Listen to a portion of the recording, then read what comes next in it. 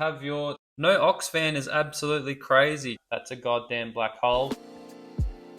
Hey, welcome back. I was just going through the comments, which I should probably do more often. There are some questions that come up more than once, or that are just hard to explain. So I thought I'd just address as many of your questions as I can in one video. Let's just get straight into it. Neat VT says, hey man, just checking if you could do a video on how to set up the front end to be quickly removable. It's probably not worth the whole video, but I can show you right now. Let's go have a look. There she is. All right, take this off, easy as. E12 Torx. Chuck it on a ratchet under here. That one. The other side. Then I got these, which are just about voila. That's it. These bolts just go up. That's where they go when the bumper's on, which goes up through there. Just one holds that side, one holds that side. I can get to everything. Like I can do an alignment with it on the ground, super easy, get to everything. Ford Fiesta 4599 said, how is the reinforcement holding up? No issues at all. Having said that, I haven't got under there and had a good look, see if there's any cracks or anything. I'd prefer not to look. Same person, that's not a subframe crack. That's a goddamn black hole. Yes, it was quite a large hole in the subframe. If you've got an E46 and you've got cracked subframe, check out my video doing it. I did it in my backyard on jack stands. It wasn't that pleasant. There's plenty of kits around that sell all the reinforcement plates. Even if you can't weld or you don't have a welder, you could get it up in the air, prep it all, and then you could get a welder in to just come in and just stitch it all up for you. There's a lot of labor involved, not so much even removing all the rear end. It's more just cleaning all the body deadener off so you can weld to it, basically. Fishta 1 says, in regards to my coilovers, bought myself some of these. My only fear is that they're not stiff enough for drifting, but you seem to get on okay with them. Stiff isn't everything.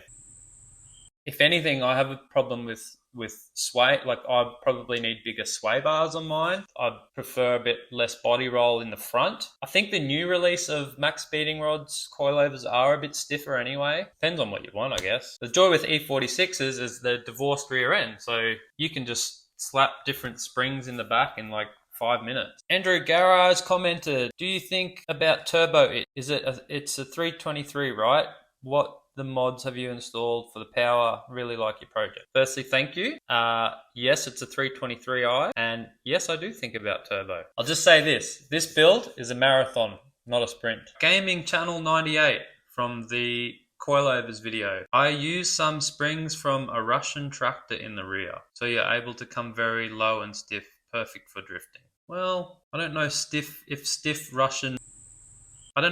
springs from a Russian tractor are perfect for drifting, but whatever. There's no one size fits all, so whatever works. Same thing with the max speeding rods, coilovers. Kirk McCall says, don't buy these, they suck, ride quality a 0. Well, I don't know about 0. I'd say springs from a Russian tractor would probably be a ride quality of 0. They seem fine to me, but I don't know, I haven't dailied it, so. 508KII says, what's your diff ratio? 3.91. So if you're in the US, it's a lot harder to find those because they came out in 318i autos here in Australia, which are a lot more abundant. 3.91, welder up, send it. Ryan 302 Turbo says, bro, do you really have your tow strap tied to your bumper?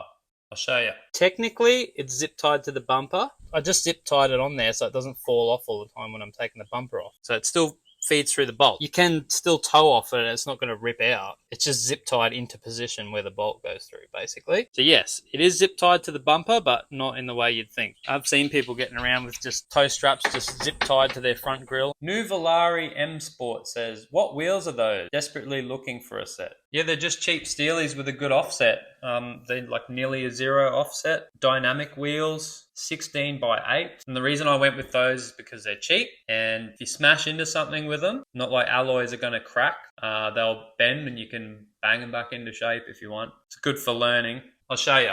Dynamic 16x8. I think they're a +6 offset. So they're pretty close to 0.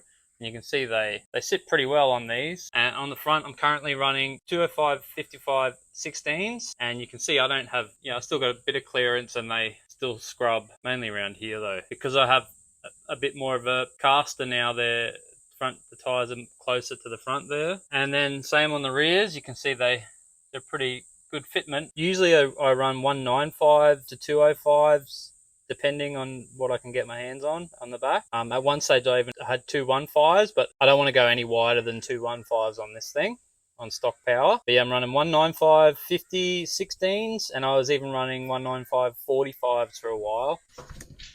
A kite 100 in regards to the rear strut brace. It says, how long is the bolt on the subframe? What size is it? I don't remember. Probably, we'll have a look.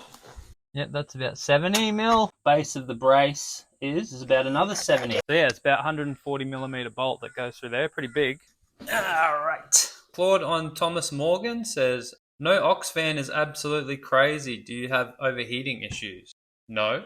I mean, yes, I have an aux fan, but no, I don't have overheating issues. I don't know if he means like another auxiliary fan from the standard one. But this one, it seems to pop up a bit where that people think I don't have a cooling fan. I did a video where I wired it up to an actual switch. But yeah, I have a fan. An M52 with no fan. That's a recipe for disaster, that is. I'm in Queensland. Gets really hot here during the summer on a track day, like full send, like 35 degrees Celsius. Temperature doesn't budge.